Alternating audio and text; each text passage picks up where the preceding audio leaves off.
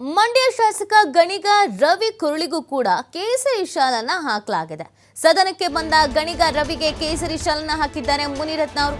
ಇತ್ತೀಚೆಗೆ ನಿಮ್ಗೆಲ್ಲ ನೆನಪಿರಬಹುದು, ಮಂಡ್ಯದಲ್ಲಿ ಹನುಮತ್ ಧ್ವಜ ವಿಚಾರ ಯಾವ ರೀತಿಯಾಗಿ ಚರ್ಚೆ ಆಗಿತ್ತು. ರವಿಕುಮಾರ್ ಗಣಿಗ ವಿರುದ್ಧ ಮಂಡ್ಯದಲ್ಲಿ ಕೆರಗೋಡು ಜನ ಮುಗಿಬಿದ್ದಿದ್ರು. ಬೇಕು ಅಂತ ಹಿಂದೂಗಳನ್ನ ವಿರೋಧಿ ರೀತಿಯಾಗಿ ನೋಡ್ತಾ ಇದ್ದಾರೆ ಅಂತ. ಸೊ ಇದರ ಬೆನ್ನಲ್ಲೇ ಸದನಕ್ಕೆ ಬಂದ ಗಣಿಗ ರವಿಗೆ ಕೇಸರಿ ಶಾಲನ್ನ ಹಾಕಿದ್ದಾರೆ ಮುನಿರತ್ನ. ಇಬ್ಬರು ಒಟ್ಟಿಗೆ ಮಾತನಾಡುವಾಗ ಕೇಸರಿ ಶಾಲನ್ನ ಹಾಕಿದ್ದಾರೆ ಮುನಿರತ್ನ. ಹಾಕ್ಲೇನಪ್ಪ ಶಾಲು ಅಂದ್ರೆ, ಅಯ್ಯೋ ಹಾಕ್ರಿ, ನಾವೇನ್ ಹಿಂದೂ ಅಲ್ವಾ ಅಂತ ರವಿ ಅವರು ಕೇಳಿದ್ದಾರೆ. ಕೊನೆಗೆ ಅದೇ ಶಾಲನ್ನ ಮುನಿರತ್ನಗೆ ಹಾಕಿ ಗಣಿಗ ರವಿ ಅವರು ಹೊರಟಿದ್ದಾರೆ. ಸದನಕ್ಕೆ ಬಂದಂತ ಗಣಿಗ ರವಿಗೆ ಕೇಸರಿ ಶಾಲನ್ನ ಮುನಿರತ್ನ ಅವರು ಹಾಕಿದ್ದಾರೆ. ಬಿಜೆಪಿಗರು ಎಲ್ಲರೂ ಹಾಕೋ ಬಂದಿದ್ರು. ಹಾಗೇನೆ ಮಂಡ್ಯ ಶಾಸಕ ರವಿಕುಮಾರ್ ಗಣಿಗಾಗೆ ಹಾಕಿರೋದು. ಯಾಕೆ ಅಂತಂದ್ರೆ ಹಿಂದಿನ ಪ್ರಕರಣವನ್ನ ನಾವು ನೋಡ್ಬೇಕಾಗತ್ತೆ. ಮಂಡ್ಯದಲ್ಲಿ ಏನೆಲ್ಲ ಬೆಳವಣಿಗೆ ಆಗಿತ್ತು ಅಂತ.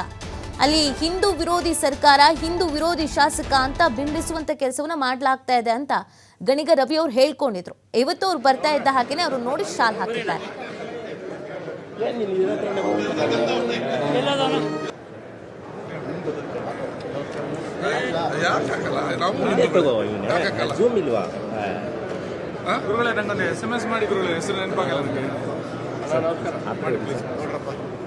ಏನು ಭಾರತದಲ್ಲಿ ಇರೋರೆಲ್ಲ ಹಿಂದೂಗಳೇ, ಅದರಲ್ಲೇನು ತಪ್ಪು? ನಾನೇ ಯಾವ ವಿರೋಧ ಮಾಡಿದ್ದೀವ?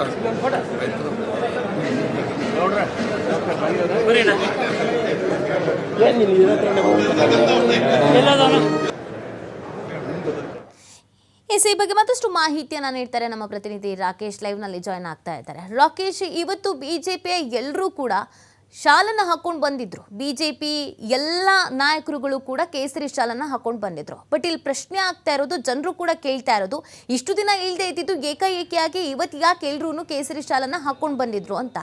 ಒಂದ್ ಕಡೆಯಲ್ಲಿ ಲೋಕಸಭಾ ಚುನಾವಣೆ ಹತ್ರ ಬರ್ತಾ ಇದೆ. ಪ್ರತಿಯೊಂದು ವಿಚಾರಗಳು ಕೌಂಟ್ ಆಗುತ್ತೆ ಅನ್ನೋದು ಎಲ್ರಿಗೂ ಗೊತ್ತಿರುವಂತ ವಿಚಾರ.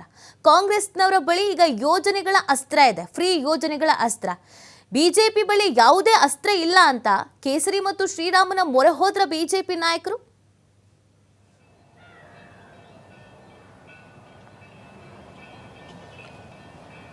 ನೀತಿ ಬಿಜೆಪಿಯ ಧರ್ಮಾಧಾರಿತ ರಾಜಕಾರಣದ ಲೆಕ್ಕಾಚಾರಗಳು ಈ ಬಾರಿ ಸದನದ ಒಳಕ್ಕೂ ಪ್ರವೇಶ ಪಡೆದುಕೊಂಡಿದೆ.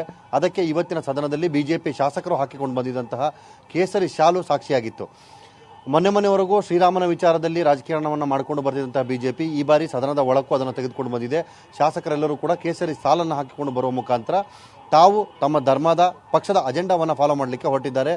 ತಾವು ಹೇಳಿದಾಗೆ ಜನ ಕೂಡ ಈ ಪ್ರಶ್ನೆಯನ್ನು ಕೇಳುವ ಹಂತಕ್ಕೆ ಬಂದು ನಿಲ್ಲುವಂತರ ಮಟ್ಟಿಗೆ ತಮ್ಮ ಧರ್ಮದ ಮತ್ತು ಪಕ್ಷದ ಅಜೆಂಡಾವನ್ನು ಪ್ರೂವ್ ಮಾಡಲಿಕ್ಕೆ ಅವರು ಹೊರಟುಕೊಂಡಿದ್ದಾರೆ.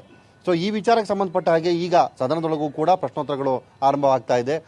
ಧರ್ಮವನ್ನು, ರಾಜಕಾರಣವನ್ನು ಸದನದ ಒಳಗೆ ತರಬೇಕಾ ಬೇಡವಾ ಅನ್ನುವಂಥ ಪ್ರಶ್ನೆ ಹೇಳ್ತಾ ಇದೆ. ಆದರೆ ಬಿಜೆಪಿಯವರು ಈ ವಿಚಾರದಲ್ಲಿ ಎಲ್ಲೂ ಕೂಡ ರಾಜಿ ಮಾಡಿಕೊಳ್ಳೋದಕ್ಕೆ ಮುಂದಾಗ್ತಾ ಇಲ್ಲ. ತಾವು ತಮ್ಮ ಪಕ್ಷ ಯಾವ ನಿಲುವನ್ನು ಸೂಚನೆ ಮಾಡಿದೆ ಅಥವಾ ತೆಗೆದುಕೊಂಡಿದೆ ಅದನ್ನು ಪಾಲನೆ ಮಾಡ್ತೀವಿ ಅನ್ನುವಂಥ ಮಾತನ್ನು ಹೇಳ್ಕೊಂಡಿದ್ದಾರೆ. ಸೊ ಆ ಹಿನ್ನೆಲೆಯಲ್ಲಿ ಕಾಂಗ್ರೆಸ್ನ ಕೆಲವು ಶಾಸಕರುಗಳಿಗೂ ಕೂಡ ಸದನದ ಒಳಭಾಗದಲ್ಲಿ ಕೇಸರಿ ಶಾಲನ್ನು ಹಾಕಿ ಅವರಿಗೂ ಜೈ ಶ್ರೀರಾಮ್ ಅನ್ನುವಂಥ ಘೋಷಣೆಯನ್ನು ಕೂಗಿ ಅನ್ನುವಂಥ ಮನವಿಯನ್ನು ಬಿಜೆಪಿ ಶಾಸಕರುಗಳು ಕೂಡ ಮಾಡಿಕೊಂಡಿದ್ದನ್ನು ನಾವು ಸದನದಲ್ಲಿ ಗಮನಿಸಿದ್ದೆವು.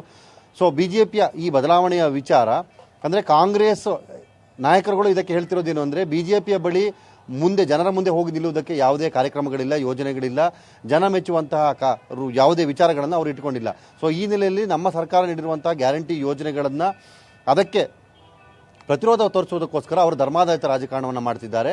ಅದರ ಭಾಗವಾಗಿ ರಾಮನ ನೆಪವನ್ನು, ಧರ್ಮದ ನೆಪವನ್ನು ಇಟ್ಟುಕೊಂಡು ಎಲ್ಲ ಕಡೆಯಲ್ಲೂ ಕೂಡ ತಮ್ಮ ಅಸ್ತಿತ್ವವನ್ನು ಬಿಂಬಿಸುವ ಪ್ರಯತ್ನವನ್ನು ಮಾಡ್ತಿದ್ದಾರೆ.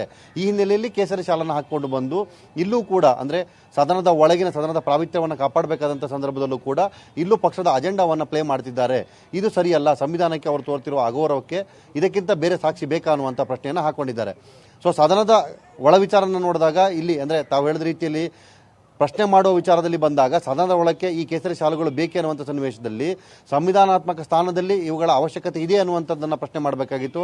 ಆದರೆ ಆಡಳಿತ ಪಕ್ಷದಲ್ಲೂ ಕೂಡ ಇದಕ್ಕೆ ಪ್ರತಿರೋಧ ವ್ಯಕ್ತವಾಗಲಿಲ್ಲ. ಸಚಿವ ಸಂತೋಷ್ ಲಾಡ್ ಅವರನ್ನು ಹೊರತುಪಡಿಸಿದರೆ ಬೇರೆ ಯಾರೂ ಕೂಡ ಈ ವಿಚಾರವನ್ನು ಪ್ರಶ್ನೆ ಮಾಡೋದಕ್ಕೆ ಮುಂದಾಗಲಿಲ್ಲ.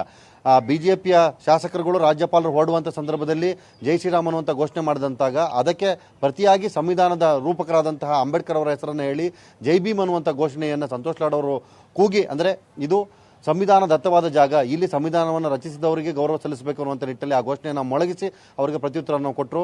ಆದರೆ ರಾಜಕೀಯವನ್ನು ಮಾಡಬಾರದ ಜಾಗ ಅಂದರೆ ಜನರ ಸೇವೆಗೋಸ್ಕರ ಇರುವಂಥ ಜಾಗದಲ್ಲಿ, ಜನ ನಿರ್ಣಯಗಳಾಗುವಂಥ ಜಾಗದಲ್ಲಿ ರಾಜಕಾರಣವನ್ನು ತರುವುದು ತಪ್ಪು ಅನ್ನುವಂಥ ವಿಚಾರವನ್ನು ಹೇಳ್ಕೊಂಡಿದ್ದಾರೆ. ಬಿಜೆಪಿಯವರು ಮಾತ್ರ ಈ ವಿಚಾರದಲ್ಲಿ ಯಾವುದೇ ರಾಜಿಯನ್ನು ಮಾಡಿಕೊಂಡಿಲ್ಲ. ತಮ್ಮ ಈ ಪ್ರವೃತ್ತಿಯನ್ನು ಮತ್ತೆ ಕೂಡ ಮುಂದುವರಿಸಬಹುದು ಅನ್ನುವಂಥದ್ದನ್ನು ಅವರವರ ಮಾತುಗಳಲ್ಲಿ ವ್ಯಕ್ತ ಮಾಡುತ್ತಾ ಇದ್ದಾರೆ. ನೀತಿ ರಾಕೇಶ್, ಈಗ ಸಂವಿಧಾನ ತತ್ವವೇ ಬೇರೆ, ಧರ್ಮ ಪಾಲನೆಗೆ ಬೇರೆ. ಈ ಹಿಂದೆ ಕೂಡ ಶಾಲೆಗಳನ್ನ ಹಾಕೊಂಡು ಬಂದಿದ್ದಿದೆ. ಹಸಿರು ಶಾಲೆಗಳನ್ನ ಹಾಕೋ ಬಂದ್ರೆ ಅದು ರೈತರ ಸಂಕೇತ, ರೈತರ ಪರವಾಗಿ ಧ್ವನಿ ಎತ್ತಬೇಕು ಅನ್ನೋದು ಒಂದು ಫೈನ್. ಇನ್ನೊಂದು ಕಡೆಯಲ್ಲಿ ನಮ್ಮ ಭಾರತದ ಬಾವುಟವನ್ನು ಹಾಕಿಕೊಂಡು ಬಂದಾಗ, ಫ್ಲಾಗ್ ಹಾಕಿಕೊಂಡು ಬಂದಾಗಲೂ ಕೂಡ ಅದಕ್ಕೂ ಒಂದು ಅರ್ಥ ಇರುತ್ತೆ. ಬಿಕಾಸ್ ಸಂವಿಧಾನ ತತ್ವ ಅನ್ನೋದಕ್ಕೆ ನಾವು ಬೆಲೆ ಕೊಡ್ತೀವಿ. ಆದರೆ ಒಂದು ಧರ್ಮಕ್ಕೆ ಸೀಮಿತವಾದಂಥ ಶಾಲೆನ ಹಾಕೊಂಡು ಬಂದಿರುವಂಥ ಹಿನ್ನೆಲೆಯಲ್ಲಿ ಬಿಜೆಪಿ ನಾಯಕರು ಇದನ್ನು ಹೇಗೆ ಸಮರ್ಥನೆ ಮಾಡ್ಕೊಳ್ತಾ ಇದ್ದಾರೆ ಅಂತ?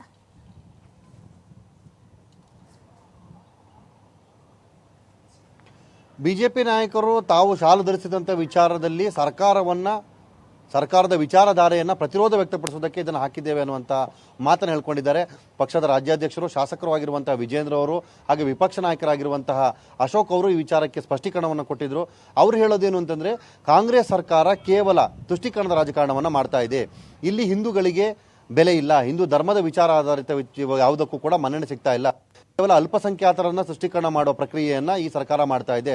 ಆ ಹಿನ್ನೆಲೆಯಲ್ಲಿ ನಮ್ಮ ಧರ್ಮ ಅಂದ್ರೆ ಅಲ್ಪಸಂಖ್ಯಾತ ಧರ್ಮವಾಗಿ ನಿಜವಾಗಿ ಇರಬೇಕಾದವರನ್ನು ಬಿಟ್ಟು ಹಿಂದೂಗಳೇ ಬಹುಸಂಖ್ಯಾತರು ಈಗ ಅಲ್ಪಸಂಖ್ಯಾತರಾಗ್ತಿದ್ದಾರೆ.